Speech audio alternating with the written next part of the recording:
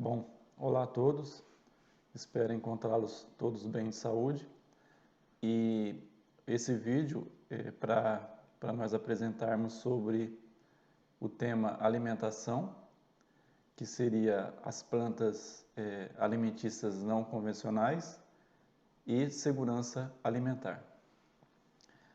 A docente é a professora doutora Eunice, o discente sou eu, André, e o Júlio Alex. A nossa turma é do 5º semestre do curso Bacharelado em Agronomia e a disciplina Agroecologia. Bom, o roteiro dessa apresentação será por tópicos, né?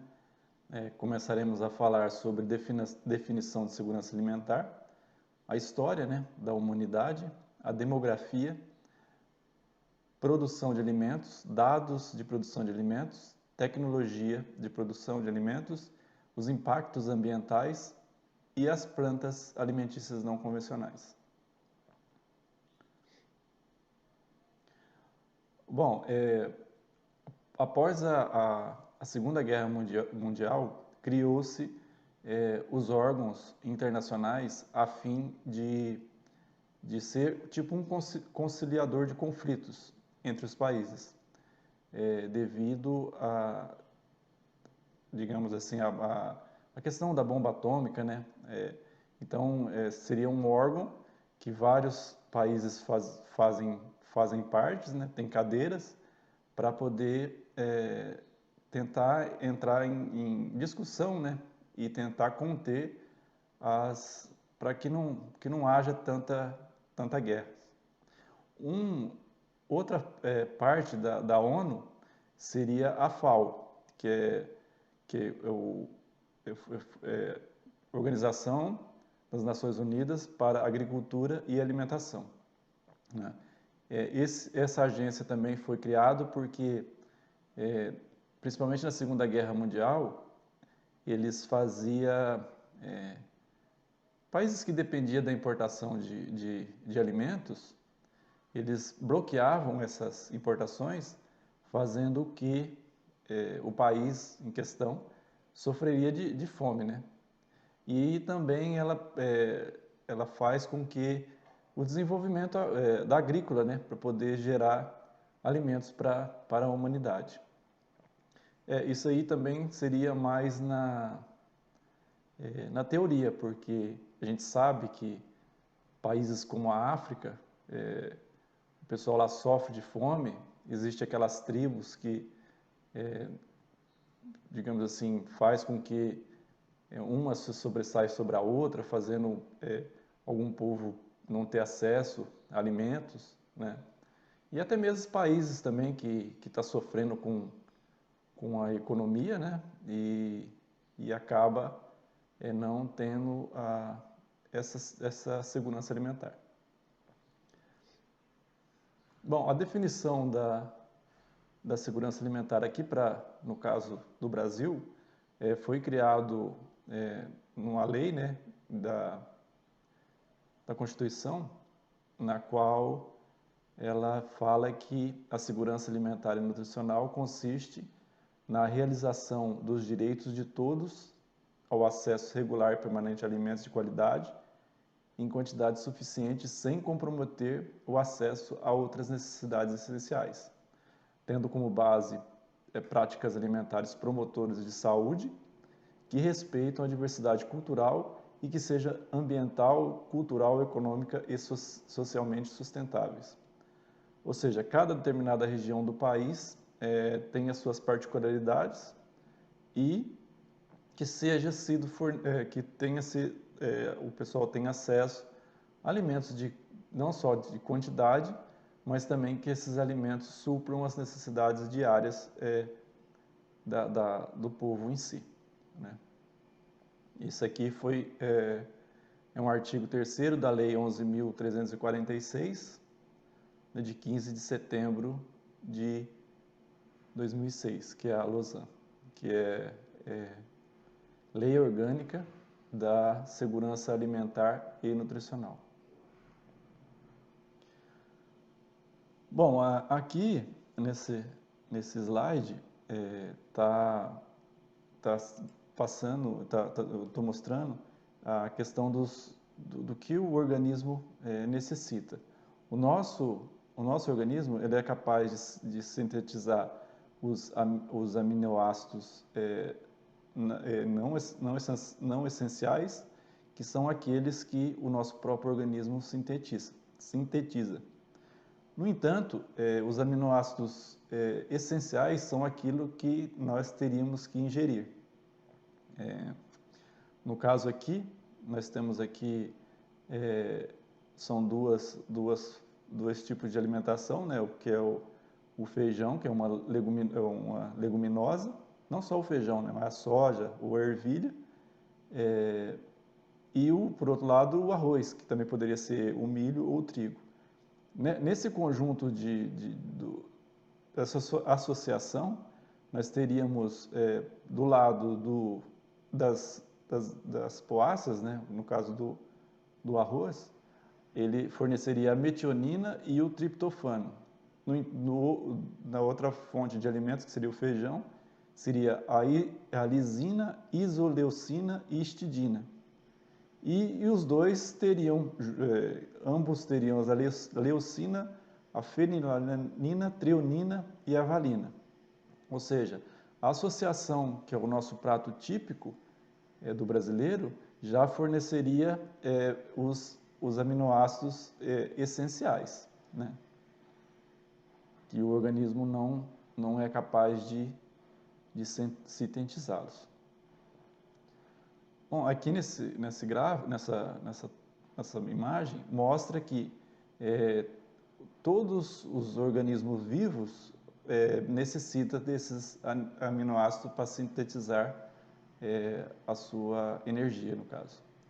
Se a gente começar aqui pelas plantas, né, que é a base da cadeia alimentar, que fornece para os outros animais, os micro-organismos são muito importantes, porque no caso da soja, digamos assim, das fabáceas, existem os micro-organismos capazes, os isóbios, de fornecer um dos nutrientes, que é o caso do nitrogênio, para que a planta, uma forma de mutualismo, né, de simbiose, ela forneça esse nutriente para a planta poder se desenvolver.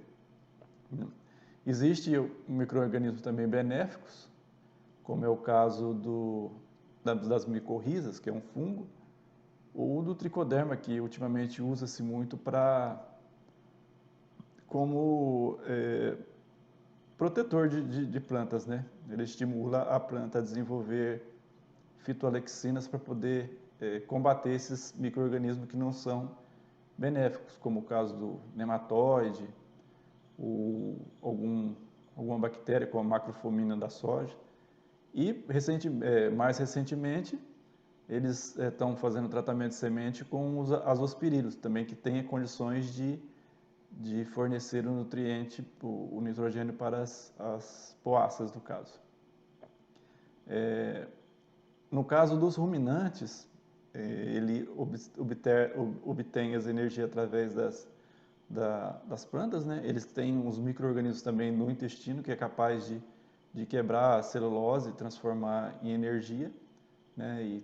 E a partir daí a gente se alimenta, não só de frutas e plantas, mas também da proteína, da carne, né? Que vai nos fornecer também como fonte de proteína para poder a gente se desenvolver. E o aminoácido também são compostos orgânicos, né? Que a ligação peptídica faz com que ele forma-se as proteínas, né? Que é fundamental para o desenvolvimento das pessoas, de quem depende da carne para poder se alimentar.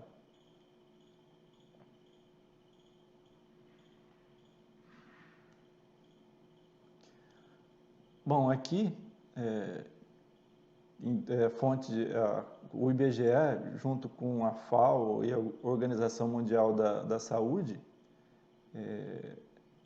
eles preconizam, no termo da dieta humana, em torno de 55% a 75% de carboidratos, 10 a 15% de proteínas, de 15 a 30% de lipídios, e tendo um total de 2.300 quilocalorias numa dieta, digamos assim, balanceadas, né, para que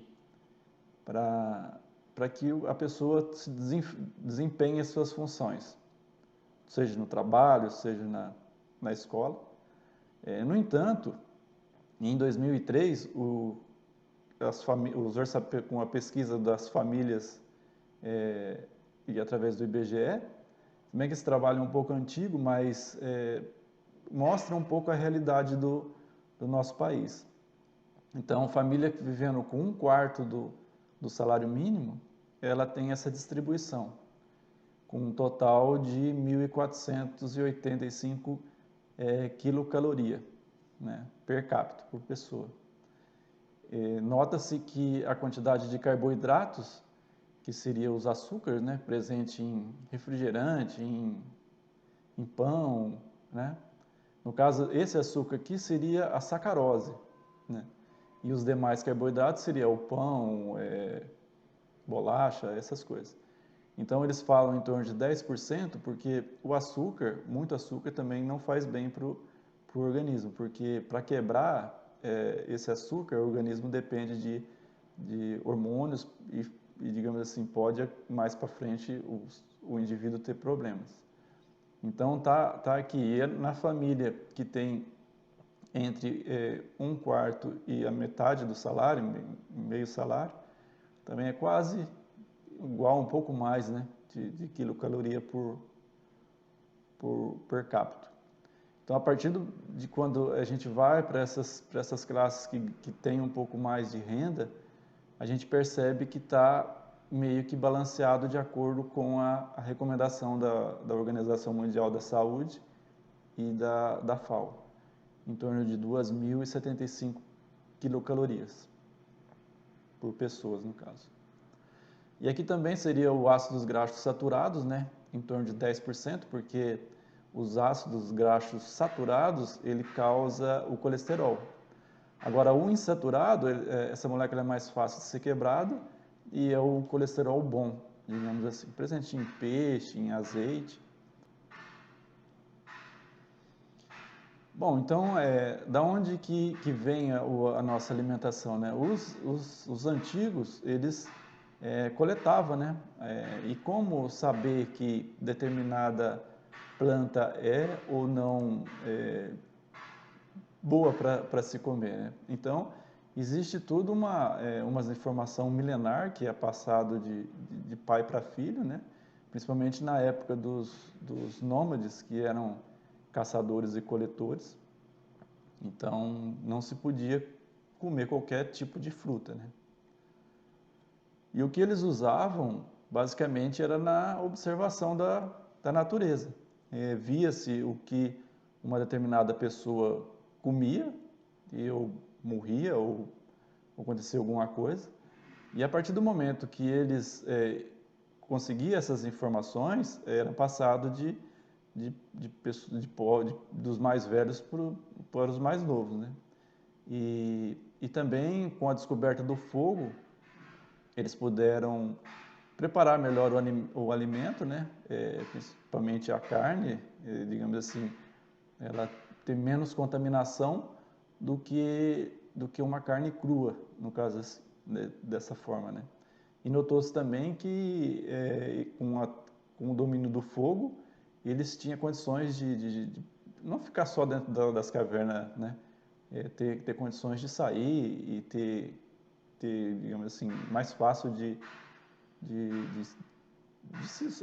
até se socializar, né? E trocar informação.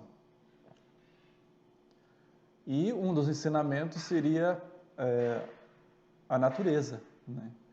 A natureza digamos assim, os animais silvestres, eles sabem os alimentos que têm substâncias tóxicas, né? E a partir daí observa-se que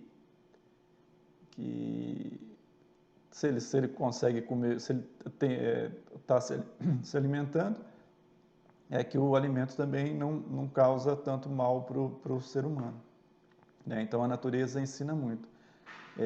Acredita-se que nem nós temos uma das florestas, a floresta tropical, uma das maiores em preservação, muito estrangeiro vem para o Brasil, por essas ONGs, se infiltra no meio dos índios, na busca de adquirir conhecimento, e às vezes acaba até sintetizando um determinado produto que saiu daqui e a gente às vezes nem sabe.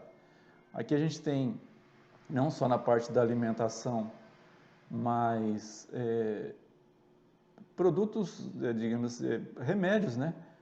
No caso, um dos que a gente pode citar aqui seria o própolis.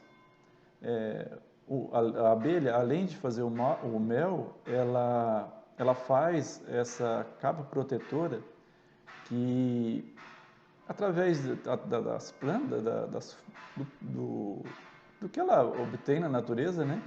Dos pólen e tal, e ela faz essa capa aqui para proteger a colmeia. E essa capa, chamada própolis, ela tem poder medicinal, é muito usado na medicina. Ela é um anti-inflamatório e, como ela fica aqui, ela protege contra a ação de fungos, vírus e bactérias, para que ele não adentre a colmeia. Ele é usado também no ser humano para que eles usa como remédio, como um anti-inflamatório também, muito usado na medicina. Então a natureza, além dela mostrar o que tipo de alimento o ser humano pode se alimentar, também existe produtos medicinais que poderia ser usado e explorado com mais, digamos assim, ser uma coisa que poderia resolver alguns problemas que nós temos atuais, só que, no entanto, nós não temos essas informações. Bom, o estilo de vida dos ancestrais, ele era nômade, né? Ele adquiria sua alimentação através da natureza, e ela, conforme ia ficando escassa, ele ia mudando de local, e como caçador e coletor. E eles observaram também que a semente que caía ao solo, ela germinava e dava origem a novas plantas. A partir daí, eles começaram a viver, digamos assim, em povoados e cultivando essas plantas. No caso aqui, eles já dominava a arte do cultivo, né? Geralmente próximo aos rios, e já começaram a fazer as ferramentas, né? E também eles começaram a domesticar os animais, seja para a própria alimentação ou para atração animais. E começaram também aprender a confeccionar as vestimentas, né? E através de irrigação ou através também de fazer utensílios para que eles pudessem a cultivar e até guardar. No caso do trigo, eles dominaram também a arte de fazer o pão, né? E uma coisa também que eles tinham, perceberam que os animais também poderiam ser úteis também para poder lavrar o solo, né?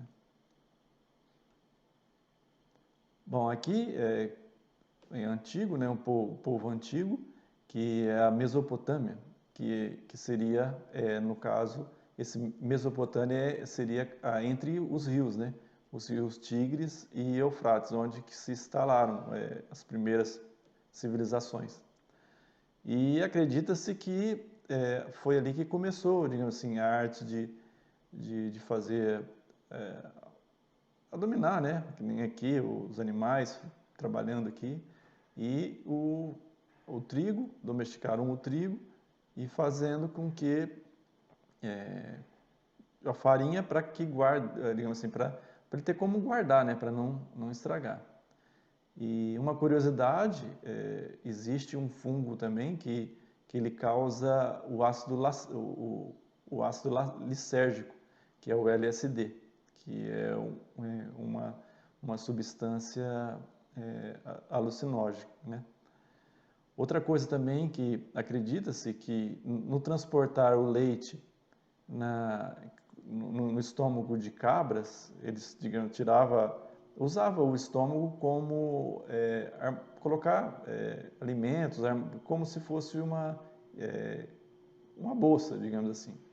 E aí esse leite coalhou e dizem que o queijo começou a sair daí, porque, digamos assim, se você guardar o leite in natura, ele vai estragar. Então, como o pessoal faz o queijo para poder ele ter uma vida de prateleira um pouco mais longa, né? Como também a farinha de trigo. Bom, aqui, né, nota-se que a partir do momento que o povo passou a ser sedentário, ou viver em povoados, e aprendendo a dominar as doenças, né? Ou tratando as doenças para que a população vivesse mais e teria uma fertilidade um pouco maior, nota-se que houve um aumento populacional de um certo período para cá. Nessa fase, como eu havia dito, aprendeu-se a conservar os alimentos, né? Seja na base da salga, seja que nem nos dias atuais aqui, conservação. Então, não depende-se tanto vamos supor, do alimento ser fresco na hora. Ele tem uma vida de prateleira um pouco mais longa e favoreceu o pessoal que mora na cidade, além de produtos fármacos, né, que faz com que a expectativa de vida aumente e consequentemente, mais população, né? Também o domínio do meio ambiente, produção de máquinas e tudo mais. Acredita-se que essa curva ela vai se estabilizar e vai começar a entrar em declínio, mas fazendo uma estimativa, em 2050, teríamos em torno de 9 bilhões de pessoas. Hoje, a população está em torno de, atualmente, 7 bilhões, 8 bilhões, que seria em 2021. Bom, as cidades mais populosas, digamos assim, né? Aqui em 2018, essa região aqui seria a mais populosa, né? A região da Ásia, né? Continente asiático. E em 2030 eles estão tendo uma estimativa que as cidades, as intermediárias, digamos assim, vai passar para cidades com 10 milhões de habitantes ou mais. E elas estão situadas mais aqui no continente asiático. Só para você ter uma ideia, a cidade de Mumbai, na Índia, tem em torno de 14 milhões de habitantes. Xangai também é uma cidade bastante populosa, e entre outras nessa região.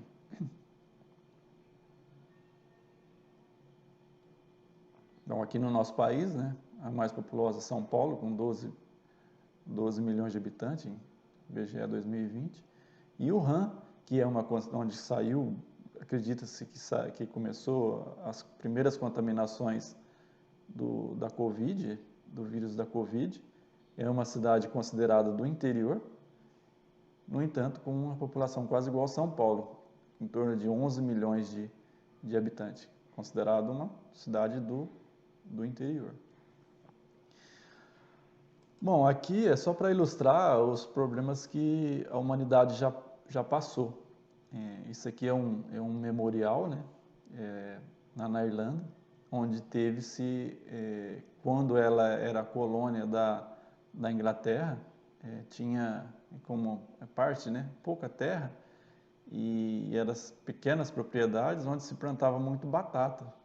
E lá essa região é um lugar frio, né, muito frio, e deu uma doença nas batatas causada por um fungo, que é a fitófora, e dizimou a quantidade de batata. E aí o povo, juntamente com o clima também muito frio, aconteceu essa fome. E acredita-se que reduziu em torno de 20% a população da Irlanda. E os mais, digamos assim, a população mais carente foram a que mais sofreu. Na outra parte, aqui um pouco antes, né? Aqui foi 1800 e aqui agora mais recente, em 1932, que aconteceu na Ucrânia. A partir do momento que a Rússia começou a dominar esses países, o que ela fez? Ela cobrava-se muito imposto e a Ucrânia pagava em alimentação, principalmente o trigo, né? Então aqui é um outro memorial em Kiev, que chama Memorial Holodomor, que muitas crianças morreram de fome. Fala-se até em canibalismo. Com o governo da Rússia naquela época, era comunista, e ele cobrava imposto e era tudo, digamos assim, tirava dos mais pobres, digamos assim. Então a pessoa, como a Ucrânia tinha uma área agrícola, né, eles plantavam e guardavam a semente para fazer a próxima safra, digamos assim.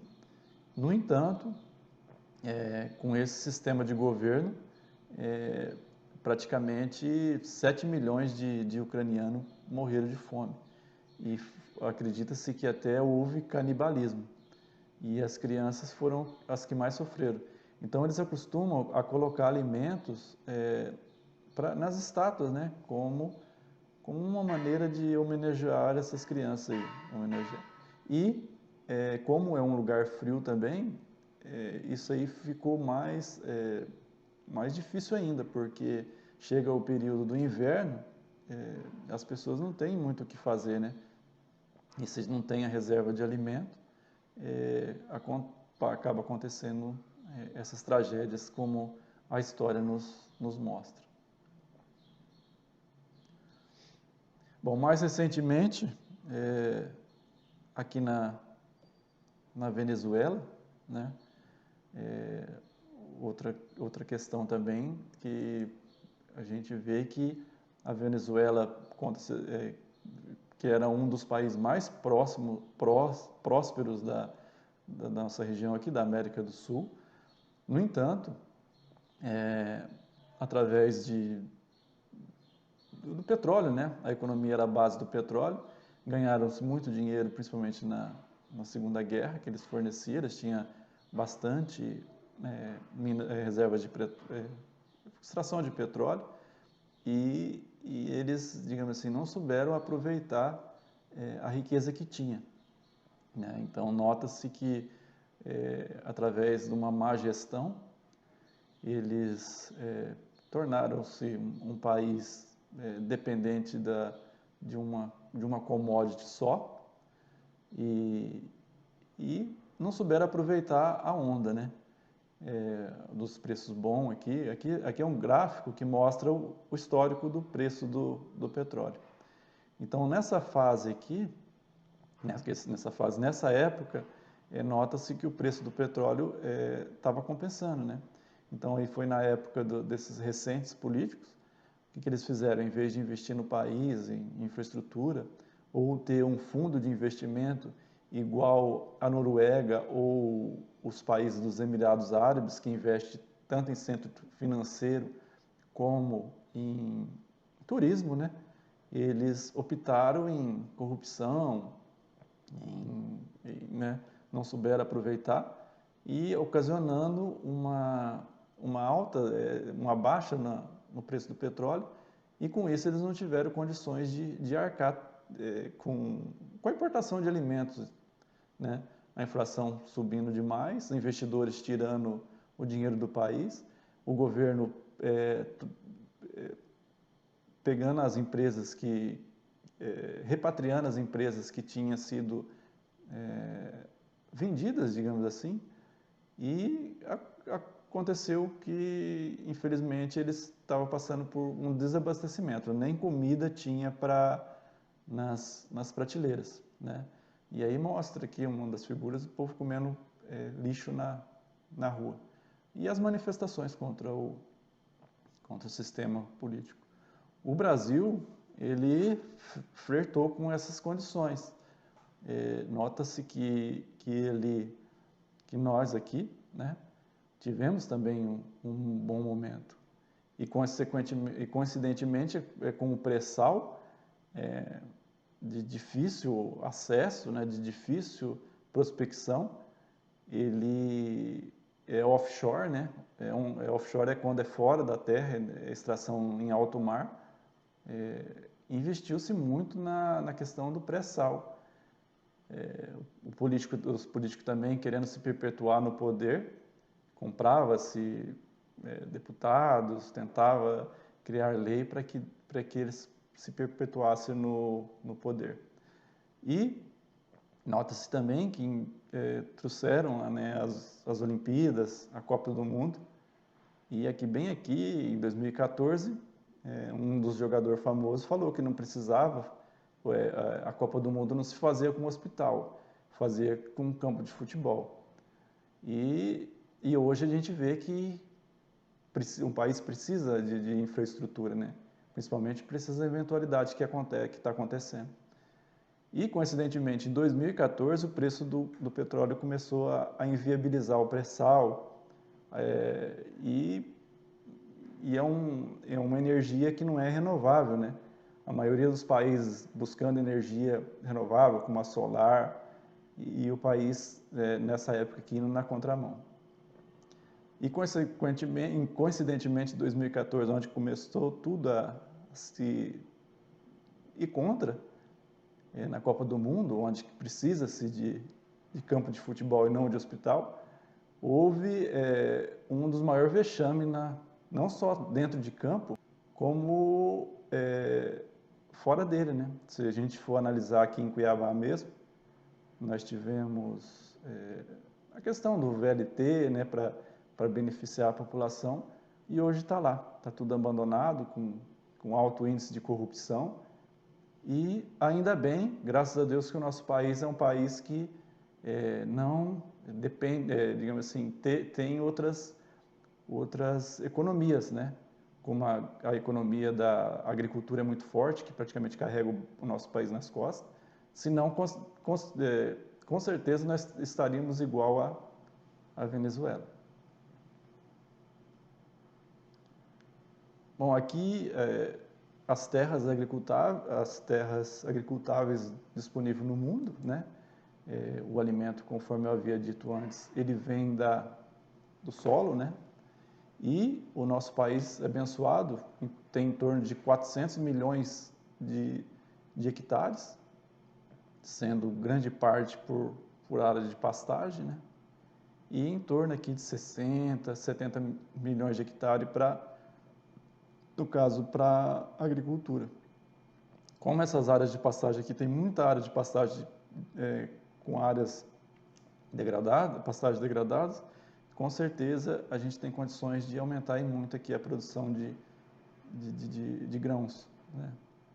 Aqui também os outros países, se a gente observar aqui a Ucrânia, é um país com áreas, né, de cultivo, né, com predominância de lavoura também, e a Venezuela praticamente nada de agricultura.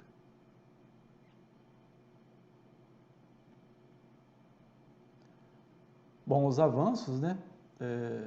Os avanços na produção de grão do nosso país, teve um grande parte de investimento em pesquisa, seja pela Embrapa, né? Que ele conseguiu ter esses avanços na parte da produção. Em 2019, em torno de 245 milhões de produção de toneladas de grãos. Bom, aqui a área plantada, né? A área plantada praticamente não mudou muito, não entrou, digamos assim, não chegou a entrar muito nas áreas das pastagens degradadas. Na década de 70 que foi criada a Embrapa, né, que ajudou muito a desenvolver tanto variedades como técnicas de cultivo e que alavancou a produtividade. Então, houve-se um salto de 500% na produção e em torno de 60% na área nas áreas de plantações. Né? Então, foi bem expressivo assim, o ganho na produção. Bom, aqui, por tipo de plantas, né? No caso, a soja, que é o mais famoso, o milho, o feijão, o arroz e o trigo. O trigo aqui, como ele é mais plantado no sul, nas condições mais frias, acontece de ter essa oscilação aqui no rendimento por tonelada por hectare. No entanto, uma das formas de amenizar isso aqui seria o uso da fécula de mandioca para a produção do pão, né? Não sei se eles usam muito, mas seria uma das alternativas para poder suprir quando a produção não está tão boa, né? No caso da soja também, um aumento aqui no rendimento, o arroz, o milho. O problema disso aqui é que é uma commodity, né? No caso da soja, poderia-se extrair, em vez de mandar o produto em grãos, in natura, poderia-se fazer, extrair o farelo, ou existe uma parte da soja que chama lecitina de soja. Ela é muito usada em indústrias alimentícias, como, por exemplo, o achocolatado. A lecitina de soja, ela é usada para não causar grumos, né? Ele seria para emulsão, usado para emulsão. E no nosso país não é tanto. Poderia usar isso aí para poder agregar valor mais no que a gente produz, né? Tanto na parte agroindustrial, além de agregar valor ao produto, geraria mais emprego e renda, né? Em vez de exportar a maioria, em grande parte, como commodity, né? Como grão in natura. Até o próprio milho, né? Aqui outra imagem que fala que em 1990 houve uma expansão das áreas agricultáveis aqui do Sudeste para o Centro-Oeste. E mais recentemente aqui no Matopiba, que eles falam, que é a próxima área de expansão da agricultura.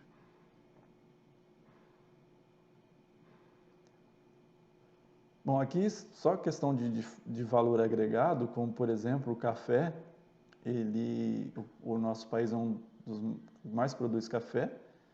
No entanto, se a gente vê aqui, a Alemanha, ela é uma grande exportadora de café solúvel, ou seja, produto com valor agregado, né? E se a gente pegar aqui, ó, a Alemanha não tem produção de café lá, não planta café. No entanto, ela compra o café, faz o café solúvel, com valor agregado, né? Com a parte industrial com a planta industrial dentro do país, gerando emprego e renda, e ela é uma das maiores exportadoras de café do mundo, praticamente sem ter café plantado no seu país.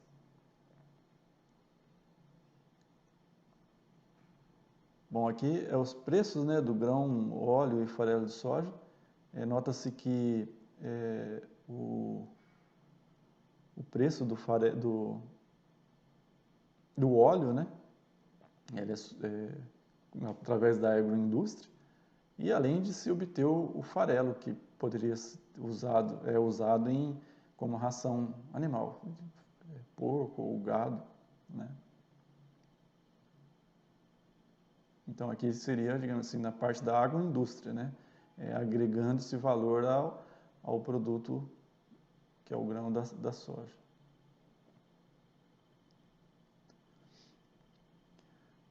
Aqui também poderia se usar para a produção de animais, né?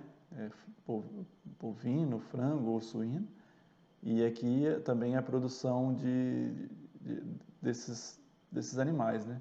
Então nota-se que houve também isso aqui também é atendendo a demanda de alimentos da população que está em constante crescimento. Então o nosso país produz bastante animais também para o consumo. Bom, essas tecnologias, elas, tanto na produção como no rendimento, se deu basicamente pela Revolução Verde, né, que intensificava a utilização de semente, a intensiva utilização de sementes melhoradas, né, o melhoramento genético, os insumos industriais, os fertilizantes e os defensivos agrícolas, né, que seriam os agrotóxicos. Com essa mecanização e a diminuição de custo de manejo. Então, através de plantas melhoradas, houve-se um aumento expressivo, conforme eu havia dito antes, naqueles gráficos. O que se tem daqui para frente é o uso eles falam agricultura 4.0, ou seja, para melhorar ainda mais a produção. Né? O que seria essa agricultura de 4.0? Ela consiste basicamente no conjunto de tecnologias para a produção, ou seja, está tudo interligado aqui, que o produtor tem o controle, digamos, nós podemos citar o exemplo aqui, por exemplo, numa agricultura de precisão, ele saber onde precisa mais de um nutriente, joga-se mais ou joga-se menos. No caso do fósforo, por exemplo, ele sabe a mancha que tem o fósforo e faz a aplicação do nutriente só e na quantidade certa onde há necessidade. Outra tecnologia também é a questão da aplicação dos defensivos. Existem sensores que aplicam o defensivo apenas na erva daninha. Ou seja, com isso tem-se uma economia e através também da colheita, né, sabe-se onde se colheu mais e com isso faz com que as áreas que os pedaços, digamos assim, por metro quadrado, onde teve maior produtividade, onde não teve, e o que precisa fazer para essas áreas, esses blocos de pedaços de terra, para que pode se fazer para poder aumentar ainda mais a produtividade, gerando mais alimentos para a população. Aqui também, no caso da Revolução Verde, o melhoramento genético, aqui é um ancestral do milho, né? E com os melhoramentos genéticos, chegou o que é hoje, né? Com ganhos de produtividade. Aqui seria a cevada, né? Cevada e vários cultivares de cevada, né? Oriundos de cruzamento. Com isso, através desses cruzamentos, viabilizou-se a produção no cerrado. Por exemplo, a soja, a Fundação MT também, ela, através de pesquisa, juntamente com a Embrapa, eles alocaram as melhores cultivares. Aqui também é o melhoramento genético da soja, né? Conforme eu havia dito antes, cultivares que se adaptavam, que têm condições de se adaptar em ambiente mais quente, umas com mais precocidade, outras com um ciclo um pouco mais tardio, para favorecer o manejo da colheita ou do plantio. Cultivares que se adaptam a um solo mais fraco, um solo mais arenoso, ou cultivares que se adaptam a um solo um pouco melhores. De igual forma também o milho. Outra condições para produzir mais alimentos seriam o sistema de confinamento, né? Você tem mais animais, produção de alimentos na agricultura, você concentra os animais e faz com que ele tenha uma dieta para que ele venha a produzir mais em menos áreas. De igual forma seria para a granja, né, de frangos, produção de frango e de suínos, né? Então concentra-se mais os animais e obtém-se uma produtividade maior. Bom, a logística dos alimentos, né? É muito importante para que ele chegue de boa qualidade na mesa do consumidor, né? Existe, no caso das frutas, frutas que são climatérias e não climatérias. Um exemplo da fruta climatério seria o abacate, a banana, que ela consegue ter uma maturação após a colheita. Então, no caso dessas frutas, ela tem uma flexibilidade um pouco maior no transporte. No entanto, as não climatérias, no caso da uva, ela tem um período muito curto de vida. Se a gente não ter condições de refrigeração, ela pode ser que venha a se perder. Então, é muito importante que não só a colheita, mas as condições para que esse alimento chegue de boa qualidade, tanto no comércio interno, né, nas áreas dentro do nosso país, como na parte de exportação, né? E geralmente esses produtos são com um valor agregado bem maior. No caso começou a se produzir uva no Nordeste, né, no Vale do São Francisco, que viabilizou porque lá eles cortam irrigação e obtém-se um produto de boa qualidade, né, e propício para poder ser exportado com o produtor ter uma rentabilidade bem melhor.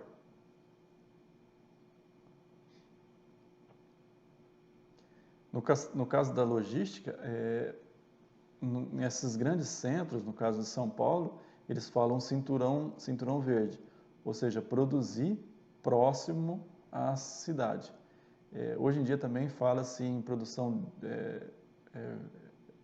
vertical, em prédio, ou em cima de prédio, ou dentro dos terrenos, mas basicamente produz-se no cinturão.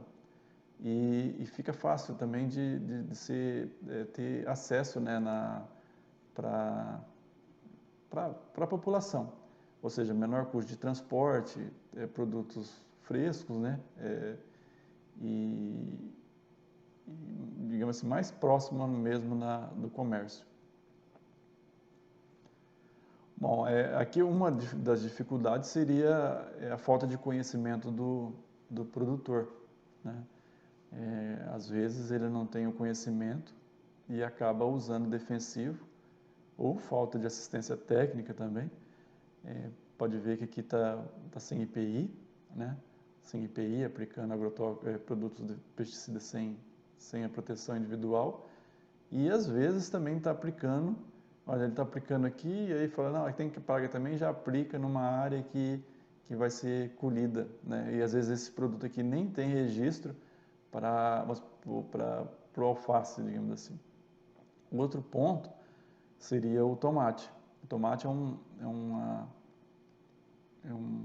uma planta que dá muita doença também, e ela tem essa característica de ter maturação diferente, né?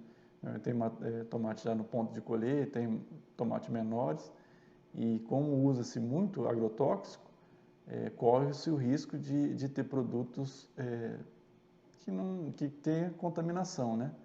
E devido à falta de assistência. Bom, existe o período de intervalo de segurança, na qual o que seria? Você tem um prazo para você aplicar e fazer a colheita, né? Aí seria um intervalo entre a aplicação do defensivo, do pesticida, até a colheita. Eu peguei aqui uma bula, não saiu o nome do produto, mas só para a gente ver, por exemplo, aqui o alface, esse determinado produto aqui no caso da aplicação foliar, são 40 dias. 40 dias de carência. Ou seja, tem que ser muito bem manejado para que não tenha resíduo desse determinado produto nas folhas. Né? Aqui, por exemplo, o pimentão, 46 dias, a melancia, 14 dias, e esse aqui unidade não alimentar, uso não alimentar. No caso do fumo, é um uso não alimentar. O café aqui, o eucalipto, uso não alimentar. A cana-de-açúcar, esses produtos aqui são 30 dias, e no caso do uso para solo, deve ser algum inimigo, alguma praga de solo, e como é usado no solo, e a cana demora-se um ano e pouco para colher, não teria problema. Mas o mais seria as hortaliças, né? Que colhe-se, às vezes pode acontecer de colher e ter resíduo do produto. Bom, os usos de pesticida, além de não ser aplicado, não respeitar a carência, corre-se o risco de afetar o meio ambiente, né? Aqui, no caso, saiu num das revistas importantes, isso aqui é americana, ou também circula para o mundo inteiro, essa revista aqui, a Time, né? Ele já alertava-se que o mundo sem as abelhas, né? O preço que nós pagaremos se não descobrir o que está acontecendo, por que as abelhas estão morrendo, né? Aqui também outra edição. Na Europa, eles falam nesses trabalhos, o Ministério da Agricultura da França e a Universidade de Berna, na Suíça, devido a esses produtos aqui, o imidacloprid, o tiamedoxam e clotianidina, né? E eles falam que esses produtos são usados em 1/3 das vendas do mundo, né? Desde a década de 90, e eles atribuem a esses produtos aqui a causa da morte das abelhas, porque a persistência dessas moléculas, elas ficam tanto nas folhas, né? Nas sementes, na água, no solo, no pólen e no néctar, né? E pode ser que atrapalhe, que afete as abelhas. Eles são usados para pulgão, para vaquinha, e ele ele atinge a parte neurológica dos insetos. Na União Europeia, esse produto foi proibido, né? Eles não usam mais em campo. O uso permitido é em casa de vegetação. em caso de vegetação, eles podem ser usados. Aqui, segundo a FAO, cerca de 20 mil espécies de abelha poloniza 71 dos 100 principais vegetais alimentícios. Ou seja, a abelha contribui em cerca de 300 bilhões de dólares anuais para o setor agropecuário. Ela é muito importante no caso da produção de alimentos. Bom, agora nós vamos passar um vídeo que fala sobre os organismos geneticamente modificados.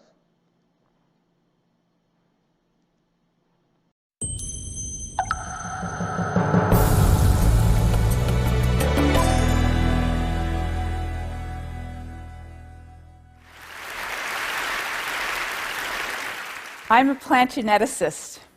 I study genes that make plants resistant to disease and tolerant to stress.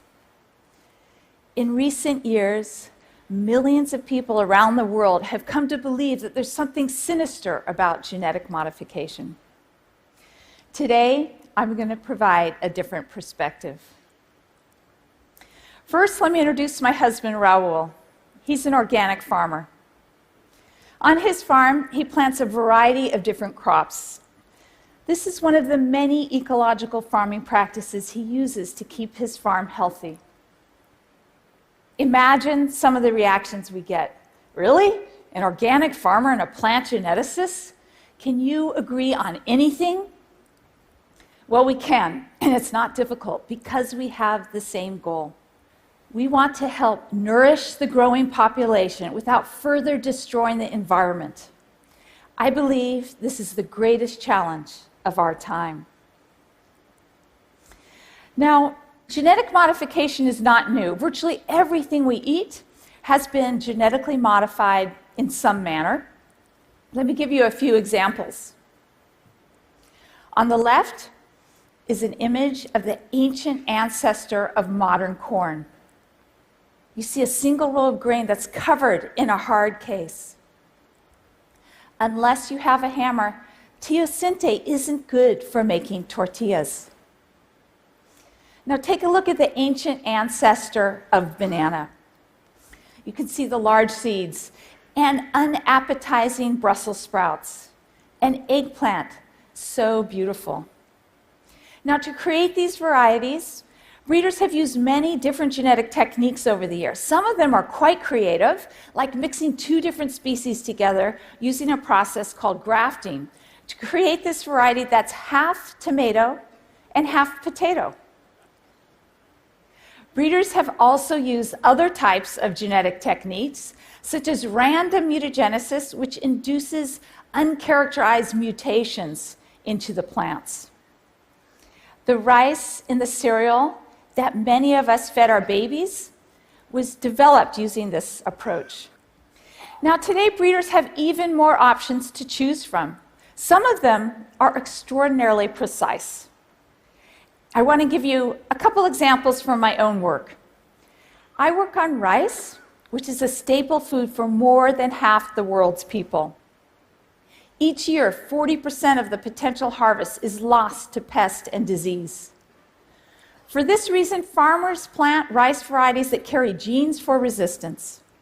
This approach has been used for nearly 100 years. Yet when I started graduate school, no one knew what these genes were. It wasn't until the 1990s that scientists finally uncovered the genetic basis of resistance. In my laboratory, I isolated a gene for immunity to a very serious bacterial disease in Asia and Africa. We found we could engineer the gene into a conventional rice variety that's normally susceptible. And you could see the two leaves on the bottom here are highly resistant to infection. Now, the same month that my laboratory published our discovery on the rice immunity gene, my friend and colleague Dave McKill stopped by my office. He said 70 million rice farmers are having trouble growing rice. That's because their fields are flooded. And these rice farmers are living on less than $2 a day. Although rice grows well in standing water, most rice varieties will die if they're submerged for more than 3 days. Flooding is expected to be increasingly problematic as the climate changes. He told me that his graduate student, Kenong Shu, and himself were studying an ancient variety of rice that had an amazing property. It could withstand 2 weeks of complete submergence. He asked if I would be willing to help them isolate this gene. I said yes. I was very excited because I knew if we were successful, we could potentially help millions of farmers grow rice even when their fields were flooded. Kenong spent 10 years looking for this gene. Then one day he said, "Come look at this experiment. You've got to see it." I went to the greenhouse and I saw that the conventional variety that was flooded for 18 days had died. But the rice variety that we had genetically engineered with a new gene we had discovered called SUB1 was alive. Kenong and I were amazed and excited that a single gene could have this dramatic effect. But this is just a greenhouse experiment. Would this work in the field? Now I'm going to show you a 4-month time-lapse video taken at the International Rice Research Institute. Breeders there developed a rice variety carrying the SUB1 gene using another genetic technique called precision breeding. On the left, you can see the SUB1 variety, and on the right is the conventional variety. Both varieties do very well at first, but then the field is flooded for 17 days. You can see the SUB1 variety does great. In fact, it produces 3.5 times more grain than the conventional variety. I love this video because it shows the power of plant genetics to help farmers. Last year, with the help of the Bill and Melinda Gates Foundation, 3.5 million farmers grew SUB1 rice. Thank you. Now, many people don't mind genetic modification when it comes to moving rice genes around, rice genes and rice plants, or even when it comes to mixing species together through grafting or random mutagenesis. But when it comes to taking genes from viruses and bacteria and putting them into plants, a lot of people say, yuck. Why would you do that? The reason is that sometimes it's the cheapest, safest, and most effective technology for enhancing food security and advancing sustainable agriculture. I'm going to give you 3 examples. First, take a look at papaya. It's delicious, right? But now, look at this papaya. This papaya is infected with papaya ring spot virus. In the 1950s, this virus nearly wiped out the entire production of papaya on the island of Oahu in Hawaii. Many people thought that the Hawaiian papaya was doomed. But then, a local Hawaiian, a plant pathologist named Dennis Gonsalves, decided to try to fight this disease using genetic engineering. He took a snippet of viral DNA and he inserted it into the papaya genome. This is kind of like a human getting a vaccination. Now take a look at his field trial. You can see the genetically engineered papaya in the center. It's immune to infection. The conventional papaya around the outside is severely infected with the virus. Dennis's pioneering work is credited with rescuing the papaya industry.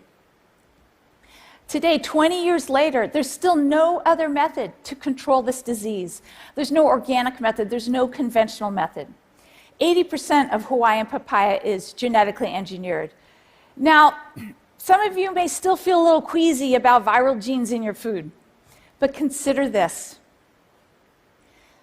The genetically engineered papaya carries just a trace amount of the virus. If you bite into an organic or conventional papaya that is infected with the virus, you will be chewing on 10-fold more viral protein. Now take a look at this pest feasting on an eggplant. The brown you see is frass. What comes out the back end of the insect? To control this serious pest, which can devastate the entire eggplant crop in Bangladesh, Bangladeshi farmers spray insecticides 2 to 3 times a week, sometimes twice a day when pest pressure is high.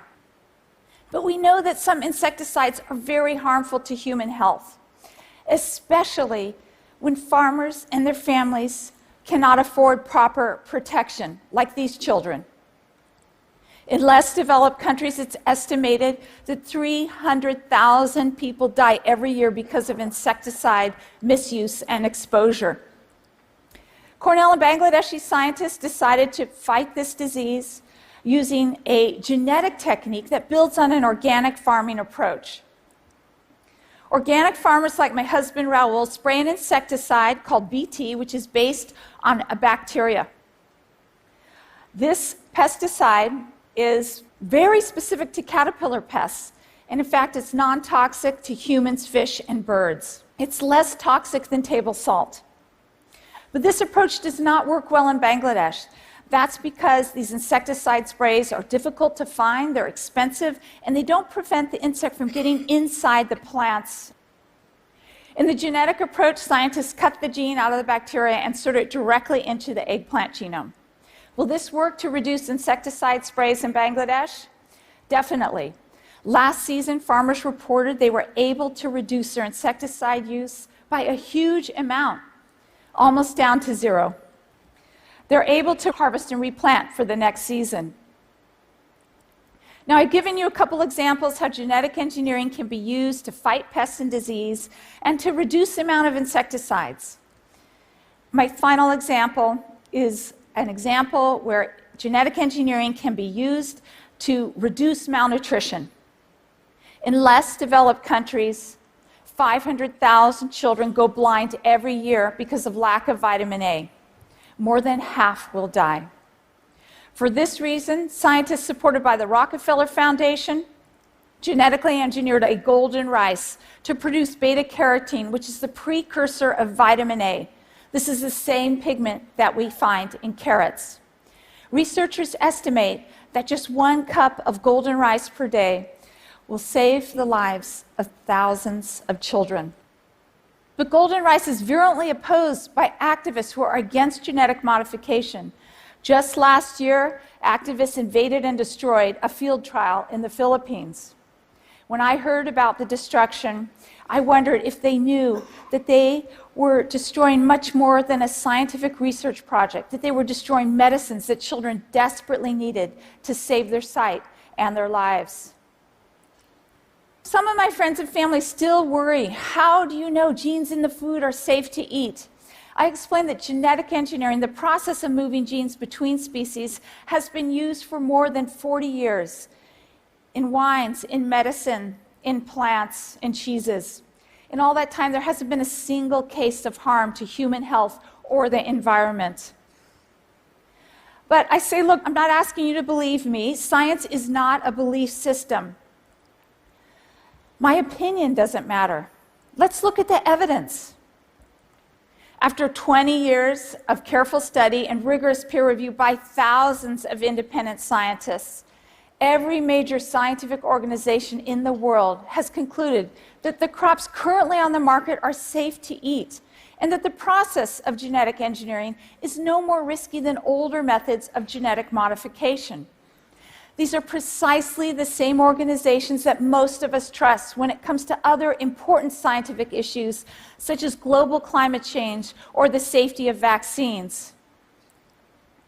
Raul and I believe that instead of worrying about the genes in our food, we must focus on how we can help children grow up healthy.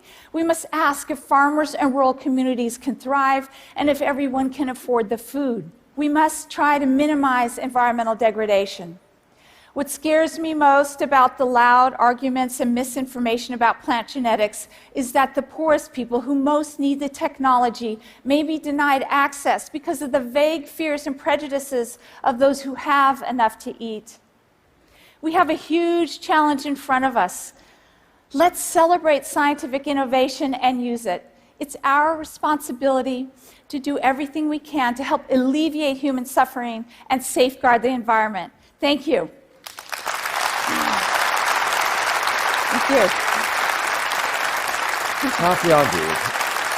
The people who argue against GMOs, as I understand, the core piece comes from two things. One, complexity and unintended consequence. Nature's this incredibly complex machine. If we put out these brand new genes that we've created, haven't been challenged by years of evolution, and they start mixing up with the rest of what's going on, couldn't that trigger some kind of cataclysm or problem, especially when you add in the commercial incentive that some companies have to put them out there? The fear is that those incentives mean that the decision is not made on sort of purely scientific grounds, and even if it was, that there would be unintended consequences. How do we know that there isn't a big risk of some unintended consequence? Often our tinkerings with nature do lead to big unintended consequences and chain reactions.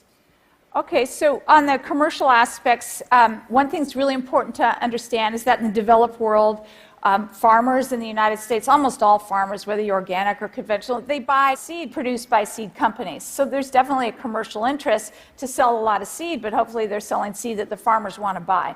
It's different in the less developed world. Farmers there cannot afford the seed. These seeds are not being sold. These seeds are being distributed freely through traditional kinds of certification groups. And so it is very important in less developed countries that the seed be freely available. Wouldn't some activists say that this is actually part of the conspiracy? This is the heroin strategy. You seed this stuff and people have no choice but to be hooked on these seeds forever. There are a lot of conspiracy theories, for sure. But it doesn't work that way. So, for example, the seed that's being distributed, the flood-tolerant rice, this is distributed freely through Indian and Bangladeshi seed certification agencies. So there's no commercial interest at all. The golden rice was developed through support of the Rockefeller Foundation. Again, it's being freely distributed. There are no commercial profits in this situation. And now to address your other question about, well, mixing genes, aren't there some unintended consequence? Absolutely. Every time we do something different, there's an unintended consequence. But one of the points I was trying to make is that we've been doing kind of crazy things to our plants, mutagenesis using radiation or chemical mutagenesis. This induces thousands of uncharacterized mutations. And this is even a higher risk of unintended consequence than many of the modern methods. And so it's really important not to use the term GMO because it's scientifically meaningless. I feel it's very important to talk about a specific crop and a specific product and think about the need of the consumer. So part of what's happening here is that there's a mental model in a lot of people that nature is nature and it's pure and pristine, and that to tinker with it is Frankensteinian. It's making something that's pure dangerous in some way. And I think you're saying that whole model just misunderstands how nature is. Nature is a much more chaotic interplay of genetic changes that have been happening all the time anyway. That's absolutely true, and there's no such thing as pure food. I mean, you could not spray eggplant with insecticides or not genetically engineer it, but then you'd be stuck eating frass. So there's no purity there. Pamela Arnold, thank you. Thank you very much. Thank you so much. Appreciate it.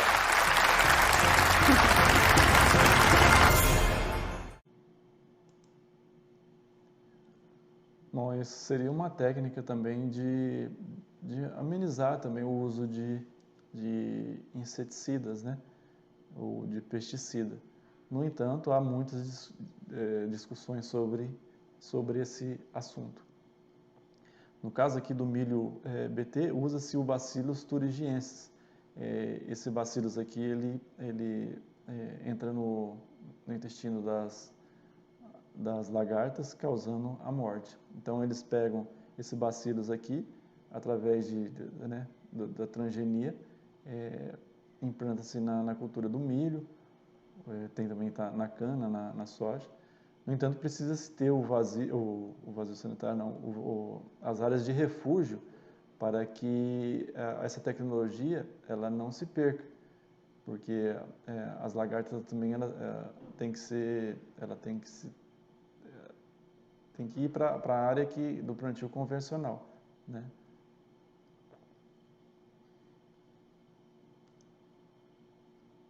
Aqui é um melhoramento genético no nosso país, no mundo, desde 1000 anos atrás já se fazia o melhoramento genético, só que numa maneira convencional, né, através de cruzamento da mesma espécie, criando-se híbridos.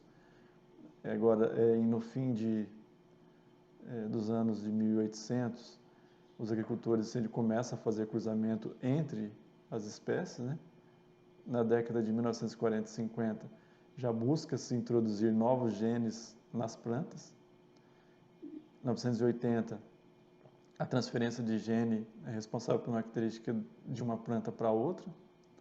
1990, aí já surge a transgenia, que são já introduzidas no mercado. 95, já nos Estados Unidos, já tem, né, a abóbora e a soja transgênica comercializada. 96, o milho, algodão e o milho transgênico são liberados nos Estados Unidos. No caso aqui do nosso país, em 98, a soja é aprovada no Brasil, a soja RR, que é a soja resistente ao glifosato. Aqui também no Brasil, em 2005, o algodão, que é o algodão BT, que é o Bacillus thuringiensis, também resistente à lagarta. O milho BT, em 2007. O feijão também, que é o vírus do mosaico, o gene, o feijão transgênico resistente ao vírus do mosaico, já foi aprovado aqui, e em 2011. 2015, o eucalipto, né? Como o eucalipto é uma unidade não alimentar, eles colocaram um gene para ele produzir, ser um cultivar mais produtivo. A batata também, no caso aqui dos Estados Unidos. E, recentemente, a cana-de-açúcar. A cana-de-açúcar nada mais é que o gene BT que eles implantaram em uma determinada variedade, e com isso eles praticamente é resistente à lagarta. Bom, o modelo de produção, né, de produção de alimentos. Nota-se aqui, IBGE 2010, que a agricultura camponesa, ou seja, a agricultura familiar, ela é responsável pela maior parte da produção de comida. A produção do agronegócio mais grãos, né? E a camponesa que produz um pouco mais, produz a maior parte da alimentação que vem à mesa da população, né? No entanto, as condições financeiras são bem menores para a agricultura familiar do que esses grandes grupos. Ou seja, o financiamento, a base de financiamento, ele é bem menor para o pequeno produtor do que para o grande. No entanto, produz-se mais esse alimento. A produção em torno de 40% contra 60%. As terras estão na mãos dos maiores produtores, aqui em torno de 24%. E a mão de obra ocupada é familiar também, né? Em torno de 74%. Aqui seria uma mão de obra mais especializada, né? Porque o uso de máquinas mais sofisticadas, né? Uma mão de obra mais especializada. E aqui na agricultura familiar, digamos assim, no caso de criação de granja ou pequenas lavouras, não teria tanto assim uma especialização muito grande. Então, o que se dá de perceber é que existe, por parte do governo, né, os assentamentos, só que a família precisa ter o perfil, né, para poder fazer um assentamento, porque se a pessoa não tiver o perfil, o que ela faz? Ela acaba vendendo essa propriedade ou voltando para a cidade, ou indo em busca de mais terra para poder. Então, são poucas pessoas que realmente têm o perfil da agricultura familiar em si. Aqui a produção, né? No caso aqui de quanto que produz em porcentagem, né? São vários produtos que que eles produzem aqui, no caso da fécula de mandioca, que nem eu havia comentado, daria para aproveitar um pouco mais isso aqui. E eu acredito que uma saída para a agricultura familiar seria o cooperativismo, ou seja, eles se unirem para poder, digamos assim, não ter tanto atravessador, o uso de máquinas, por exemplo, em vez de ter uma colhedora individual, teria uma para colher, como é pouco, as áreas são menores, seria uma forma de cooperativismo, com uma boa gestão, seria uma forma de melhorar, né, as condições para que ele possa produzir, ou continuar produzindo alimentos. Aqui a taxa de urbanização, né?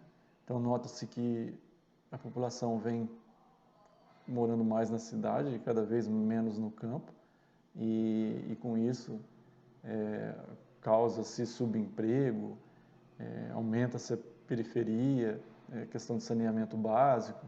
Às vezes a pessoa ela trabalha na agricultura familiar e se ilude, né? Aí chega na cidade, vai para o subemprego, não tem condições de se inserir sua grande maioria, de se inserir na sociedade. Em contrapartida, a população rural depende mais de máquinas e cada vez mais maquinários para poder fazer o trabalho. Bom, os desafios, né? Nota-se que o clima está mudando, então se tiver um aumento de 3% 3 graus de temperatura em 2050, nessa parte vermelha aqui vai sofrer um impacto, né, em torno de 50% de variação. No entanto, essas partes aqui que é da região temperada, o impacto vai ser maior, né, porque é um clima mais frio e isso aí acontece e pode acarretar vários problemas. No caso aqui, nota-se também que as pragas ela acaba migrando de uma região para outra. No caso dos gafanhotos também, né? Pode-se migrar e voltar a ter umas infestações maiores do que tinha. E como ele é um hemimetábolo, digamos assim, a temperatura do solo também, se tiver uma diferença, esse ciclo dele pode ser reduzido.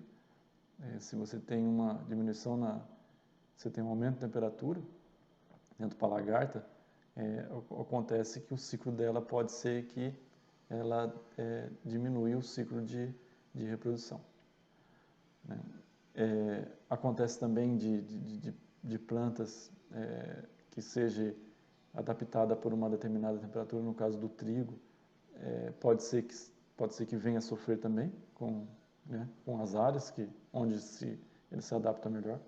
No caso da cana-de-açúcar, ela passa do período vegetativo para o reprodutivo com mais facilidade, da fase do reprodutivo para a fase do vegetativo para o reprodutivo com mais facilidade, e com isso tem-se menos como, que é a parte que é industrializável. Ou seja, precisa ter mais como para você ter um rendimento maior por hectare.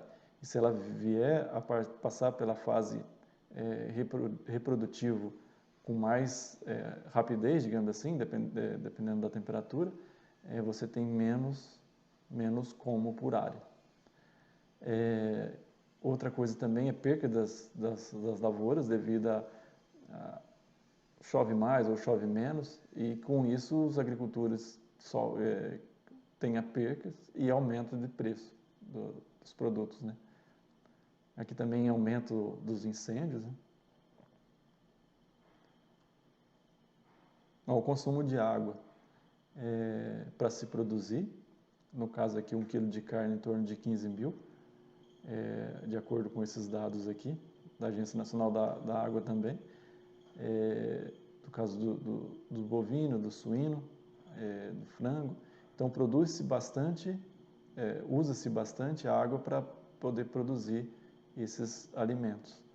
A irrigação, a distribuição de água, ela é a maior parte para a agricultura, em torno de 72% para a irrigação. Aqui a ONU faz uma projeção para 2030 que vai precisar mais de energia, em torno de 50% mais de energia, 40% mais de água e 35% mais de alimentos, né? Então, o nosso país, graças a Deus, nós temos isso aqui, com os aquíferos, né? Bom, coincidentemente, dia 17 de junho, que é esse mês, é o Dia Mundial de Combate à Desertificação e à Seca. Como nós dependemos do solo para produzir a alimentação, é muito importante que não aconteça a desertificação. A desertificação nada mais é que, principalmente na região, no nosso país, da região do semiárido,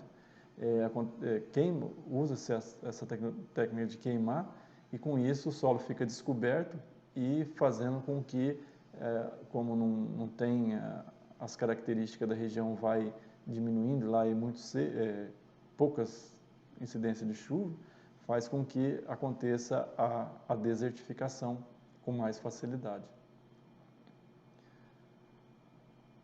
Bom, aqui, de acordo com a Embrapa, né, aqui os impactos, né, as ameaças, né, eventos de secas, chuva demais, enchente, aumento da temperatura, a perda da produção e produtividade, incidência de mais pragas e doenças, desertificação, a reconfiguração do território de produção, ou seja, como exemplo o trigo, se o sul esquentar muito, talvez pode ser que, se não houver melhoramento genético, pode ser que as lavouras de trigo não se adaptem a determinada área. Aqui também são os impactos, né? Desmatamento, degradação do solo. E o que poderia ser feito, né? Produção de lavouras que sequestram carbono, como o caso do eucalipto, da cana-de-açúcar, que é um combustível renovável, o plantio direto, né? Proteção do solo, a emissão no caso aqui de APP, né, área de preservação permanente, o uso da bioenergia, o reflorestamento, entre outros. Aqui no caso dos novos insumos, seria mais produtos biológicos, se realmente funcionarem, né, para que não venha degradar tanto o solo. Aqui, como a gente depende do solo, aqui são algumas práticas, né, que não conservacionistas. Aqui no caso seria uma erosão, né, atingindo aqui a pastagem. Aqui é uma lavoura, então tem áreas de bastante declive, tem que haver técnicas corretas de levantamento de curva de nível, né, dependendo a declividade, dependendo a tipo de cultura, e acaba acontecendo essas erosões, né? E além de tirar essa parte aqui do solo, da camada mais fértil, né, a camada arável, que demorou milhões de anos para se formar, na maioria das vezes ocorre de assorear os rios, né, e causando eutrofização, assoreamento, agravando ainda mais a situação. Aqui também uma outra lavoura, né, curva de nível acabou estourando. Aqui é próximo ao rio, né, tirou a mata e às vezes também o gado vem no rio e acaba fazendo aquele estrieiro, fazendo com que agrave ainda mais a situação. Outro detalhe seria o desperdício de alimentos. Além de não chegar na mesa do consumidor, às vezes com boa qualidade, acaba se descartando, né? E às vezes muito produto bom acaba sendo descartado porque teve algum problema na logística. Aqui no caso, o pessoal do leite jogando leite fora, que problema também na época da greve dos caminhoneiros e tudo mais. Perdas da colheita também, não só o desperdício, no caso da colheita, uma forma de se quantificar seria medindo, né? E aqui teria um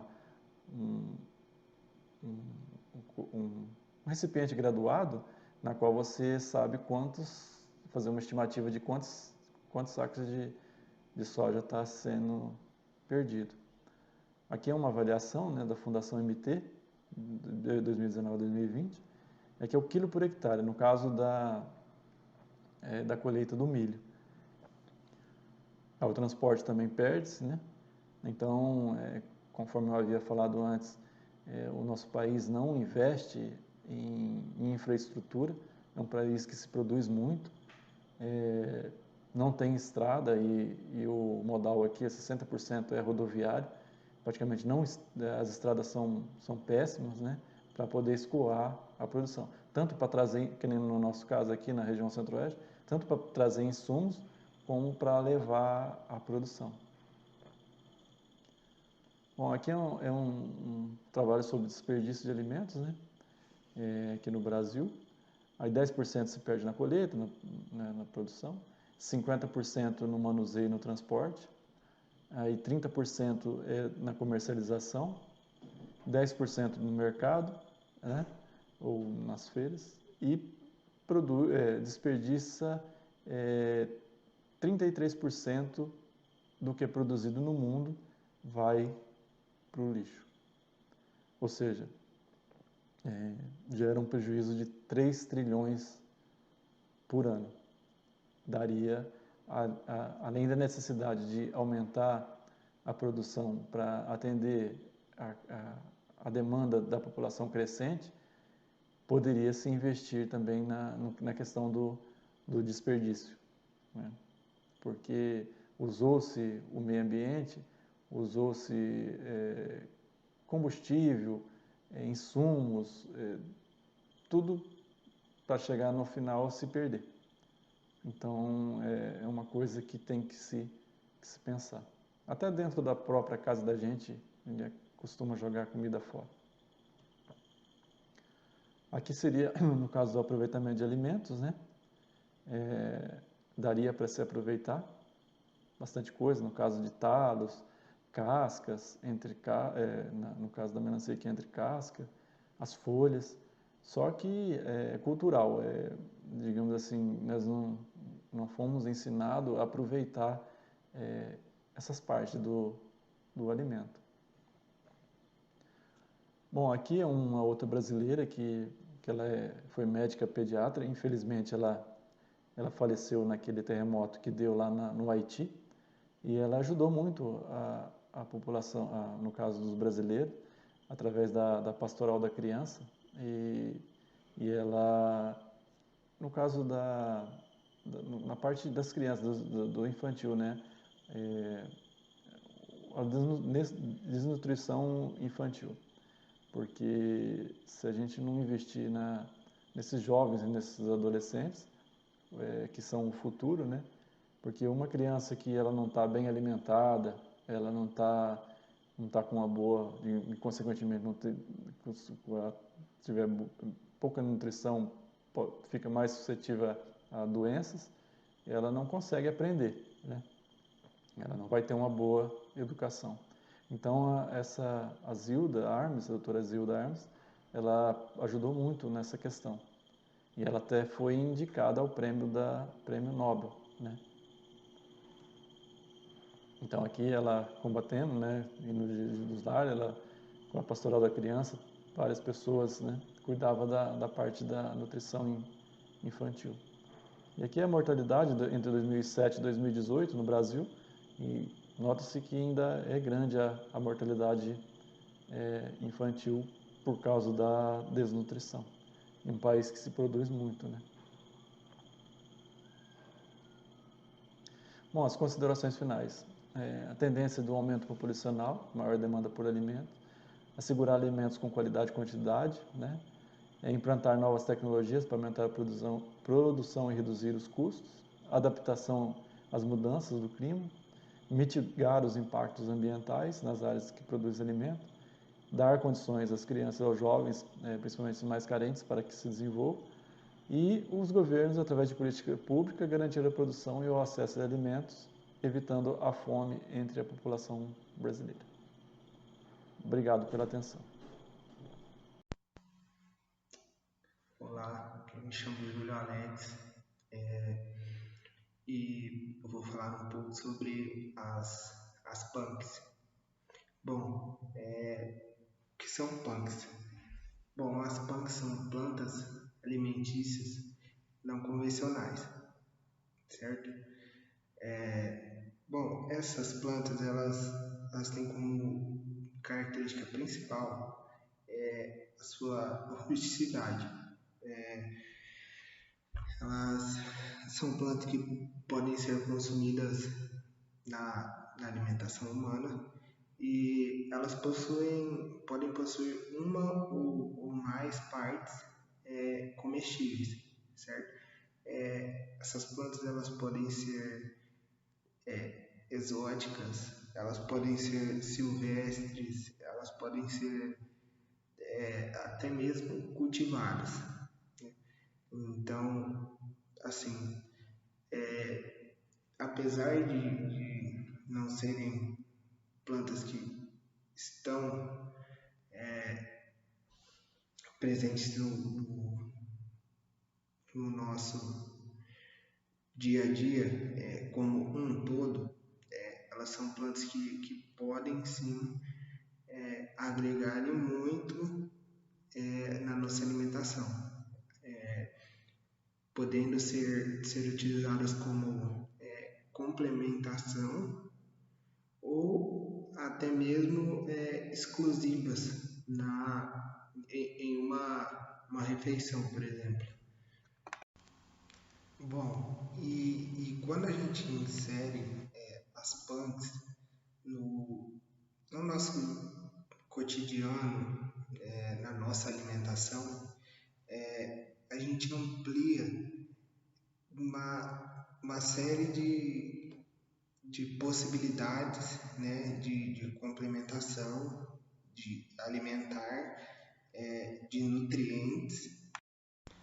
A gente diversificou o nosso cardápio, certo? E isso, por outro lado, acaba se transformando numa espécie num meio de valorização desses ingredientes, certo? E a gente vai dar um valor maior pro nosso cardápio regional, certo? Dependendo das regiões em que são consumidos alguns alimentos específicos, né? Como as punks, isso vai gerar um cardápio típico, um alimento típico, e isso acaba se transformando em cultura, né? Essa valorização do nosso cardápio regional e é algo que agrega muito à sociedade, certo? A esses costumes naturais que estão presentes na sociedade ou em um meio mais específico, menos amplo, certo? Mas não deixa de ser uma valorização muito importante, porque, como a gente sabe, existem alimentos típicos e ingredientes típicos de cada, por exemplo, de cada local do Brasil a gente encontra um alimento específico, algo diferente que agrega muito, principalmente a quem vá nesses lugares visitar, certo? Bom, e quando a gente fala em punks, nós estamos nos referindo a milhares de espécies vegetais que elas podem ou não estar inseridas no nosso dia a dia. Elas podem ou não estar presentes no nosso prato diariamente. De modo que essas plantas elas possam possuir uma ou mais partes aproveitáveis, certo? E elas podem ser nativas ou até mesmo exóticas, né? Ou cultivadas, como eu havia citado anteriormente. Bom, e esse termo, né? Eu imagino que deve gerar uma curiosidade por conta de onde surgiu esse termo. Bom, esse termo foi um professor brasileiro que criou, foi o professor Valdeli Ferreira Quinup, e isso ocorreu no ano de 2008, que foi assim, que foi o início de um interesse maior por esse tipo de plantas e de alimentos não convencionais. Bom, e esses estudos em cima de punks, ele surgiu com o intuito de diversificação das espécies vegetais consumidas no nosso dia a dia, e porque realmente começaram a despertar o interesse, né, dos estudiosos para saber o que realmente tinha naqueles alimentos, né? Certos alimentos que eram consumidos no cotidiano ou não, né? Porque eles não estudam só aqueles que estão presentes no nosso prato, mas eles também estudam outros que possivelmente podem vir a fazer parte, né? Com isso eles vão descobrindo novas espécies que podem vir um dia fazer parte do nosso dia a dia. Bom, para que vocês possam ter uma ideia, eu vou falar um pouco da nossa dieta, né? A dieta da maioria dos brasileiros, ela tem como base alimentar o arroz, o feijão, tomate e alface. Dentre algumas outras poucas opções, tá? Porém, a maioria desses que eu citei, eles não têm origem brasileira, ou seja, não são nativos. A maioria deles são exóticos, vieram de fora, a gente trouxe de algum outro lugar, de alguns outros lugares, por exemplo, o arroz da Ásia, né? E a gente agregou eles ao nosso cardápio. Mas a gente também tem alimentos que são nativos do Brasil. Por exemplo, a mandioca, o aipim, ou macaxeira, como alguns chamam em alguns lugares do Brasil. Esse punk, ele é daqui, ele é nativo, certo? E a gente acaba consumindo muito, né? Ele está presente no nosso cardápio, pode até ser que não seja de forma diretamente, mas você sempre vai estar comendo alguma coisa que é um derivado da mandioca, isso é fato. E é de extrema importância, né? Até no aspecto econômico, até porque a produção de mandioca ela se dá em grande parte por pequenos agricultores, né, que vão cultivar esses alimentos e vão estar suprindo a necessidade da sociedade. E assim, apesar de eu ter citado o exemplo da mandioca, as punks, elas meio que no geral, elas têm essa característica de serem produzidas na maior parte pela agricultura familiar, certo? Não só a mandioca, mas outras também, como, por exemplo, a taioba, o inhame, né?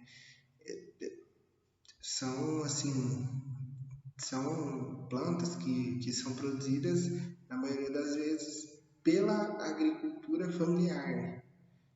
Por pequenos produtores que buscam renda nesses alimentos, certo? E isso, de certa forma, acaba que limita a expansão de produção dessas culturas, certo? É por isso que acaba se tornando algo assim bem limitado e nem todos vão ter acesso, porque a oferta acaba não sendo suficiente para, assim como o arroz, o feijão, entendeu? A oferta desses alimentos ela não é suficiente para o mercado que tem. O mercado é muito grande e a oferta não consegue acompanhar esse ritmo devido à sua produção se dar em grande parte, na maioria, por pequenos agricultores. Ou seja, elas fazem parte de uma cadeia assim bem limitada e menos organizada. E isso gera também uma falta até mesmo de conhecimento maior sobre essas culturas para quem produz.